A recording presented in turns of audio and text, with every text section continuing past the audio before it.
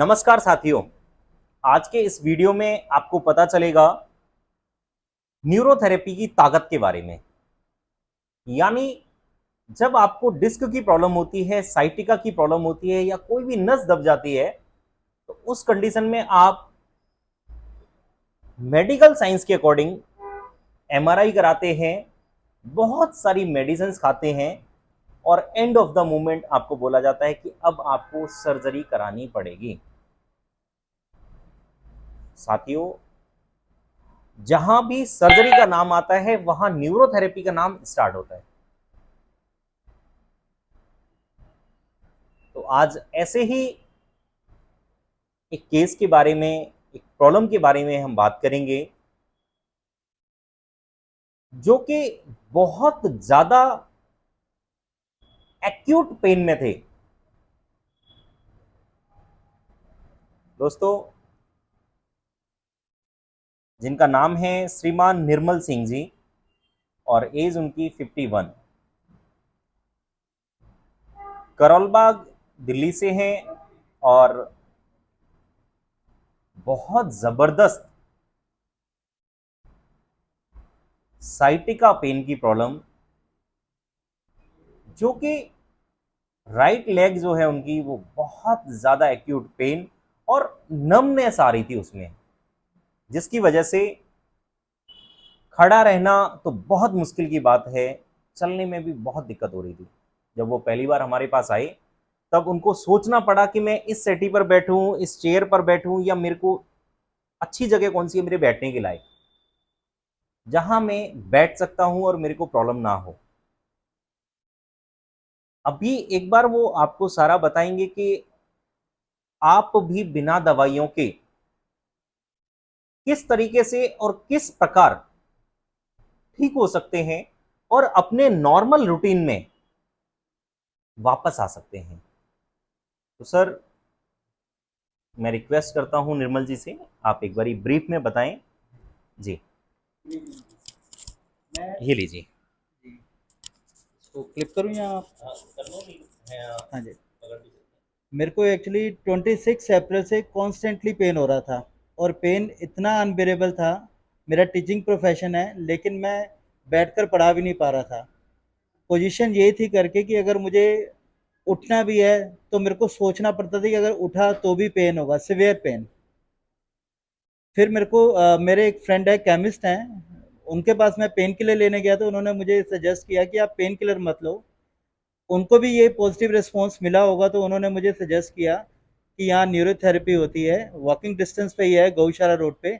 आप एक बार उनसे कंसल्ट करिए। स्टार्टिंग में मेरे को लग रहा था कि शायद ये चीज़ें फेवरेबल नहीं है, लेकिन जब मैं फर्स्ट डे आया, आकर मैंने और पेशेंट्स को भी देखा, तो मुझे कहीं ना कहीं ये लगने लगा करके कि अगर ये लोग इतनी सिवियर पेन में यहाँ आ रहे हैं तो ज़रूर इनको पॉजिटिव कहीं ना कहीं फीडबैक या रिस्पॉन्स हो रहा होगा। तो वहाँ से माइंड मेकअप होना शुरू हुआ। मैं आया, लेकिन जब आकर मैं बैठने लगा तो मुझसे ये बैठा तक नहीं जा रहा था। पोजीशन ये थी कि अगर खड़ा होता हूँ तो 2 या 3 सेकंड के बाद लगता था कि अब दर्द उठेगा। अल्टीमेटली मैंने, डॉक्टर देवेंद्र शर्मा जी हैं, मैंने इनको अपनी सारी प्रॉब्लम बताई। टोटल जो जो मेरे को दिक्कतें हो रही थी मैंने सारी चीज़ें इनसे शेयर करी। इन्होंने तसल्ली से मेरे से सारी मेरी प्रॉब्लम्स को पूछा और मुझे एक ही चीज़ बोली कि आपको ट्रस्ट, पेशेंस और डिसिप्लिन फॉलो करना है और कुछ नहीं करना है। स्टार्टिंग में जैसे होता ही है सबकी तरह, मुझे भी कहीं ना कहीं लगा करके कि अगर मैं ये चीज़ें करूँगा लेकिन अगर दवाई नहीं खाऊंगा तो शायद मेरे को पता नहीं कितना लंबा टाइम लगेगा। लेकिन पहले दिन के बाद कोई मिरेकल नहीं हो सकता कि सेम डे, लेकिन 1 या 2 दिन के बाद मेरी ये पोजीशन थी कि मैं अपने घर से, जो कि यहाँ से हार्डली 200 मीटर के डिस्टेंस पे है, नहीं तो मैं डिपेंड था कि भाई मैं ऑटो करूँ, रिक्शा करूँ या किसी स्कूटर पे किसी को, किसी से कोई बोलूँ तो आ सकता था, नहीं आ पा रहा था। लेकिन सेकंड डे से मेरी ये पोजीशन थी कि मैं थोड़ा थोड़ा चल जरूर लंगड़ा के रहा था, लेकिन मैं खुद आ पा रहा था। स्टार्टिंग में ये जरूर आ करके कि 3 4 दिन पेन वैसे ही रहा, थोड़ा कम हुआ, लेकिन 1 हफ्ते 10 दिन के अंदर मेरी ये पोजीशन थी कि रात को मैं जैसे एक साउंड स्लीप लेते हैं मैं वो कर पा रहा था। नहीं तो बॉडी इतना ज़्यादा रेस्टलेस थी कि अगर मुझे सोना है तो मैं एक ही पोस्चर में लेटा हूँ तो ठीक है, लेकिन अगर हल्का सा भी हुआ तो मेरी लंबर जॉइंट पे, फीमर बोन्स पे काफ बैक मसल्स के ऊपर, एंकल्स के ऊपर, इवन दो मेरे नीचे सोल वाले हिस्से में एक्सट्रीम पेन था और वो पेन रुक ही नहीं रहा था करते करते। लेकिन ये हुआ करके कि 10 से 15 दिन के अंदर मुझे इतना विश्वास हुआ कि मैं अपने रिलेटिव्स को, अपने नोन टू को जो रिलायबल हैं उनको भी ये चीज़ शेयर कर पा रहा था, क्योंकि आते जाते मुझे जो भी मिलता था वो पूछता ज़रूर था कि अब आपको कितना फ़र्क है। तो कहीं न कहीं वो कॉन्फिडेंस गेन करता रहा, आता रहा। कोशिश ये करी करके कि मैंने स्किप नहीं किया और आज मेरी ये पोज़ीशन है कि मैं 90% अपना कवर भी कर चुका हूँ और इस डेढ़ महीने के अंदर मैं 15-20 दिन पहले से मैंने दोबारा बाइकिंग करनी शुरू कर दी है। लॉन्ग ड्राइव जाना हो तो थोड़ा बहुत उसके लिए कॉन्फिडेंस आ गया है। तो थोड़ा-सा ये रहा करके कि एक जो नमनेस है, बस सिर्फ़ वो लास्ट में रह गई है, वो थोड़ी बहुत रहती है। अदरवाइज़ बाकी सारा रिकवर हो चुका है। और सर कुछ share please? Thank you so much.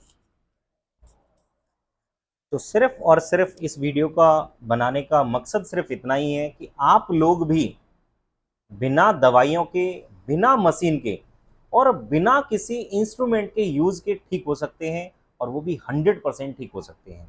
तो जहाँ भी मैंने अभी बताया आपको, सर्जरी का नाम जहाँ आता है वहाँ से न्यूरोथेरेपी का नाम स्टार्ट होता है। आप इस चीज़ को अभी ध्यान में रखें, जहन में रखें कि अगर कहीं भी सर्जरी का नाम आता है वहाँ से न्यूरोथेरेपी का नाम शुरू होता है। तो आप भी बिना दवाइयों के और बिना किसी मशीन के यूज़ के अपनी लाइफ को खुशहाल और स्वस्थ बना सकते हैं।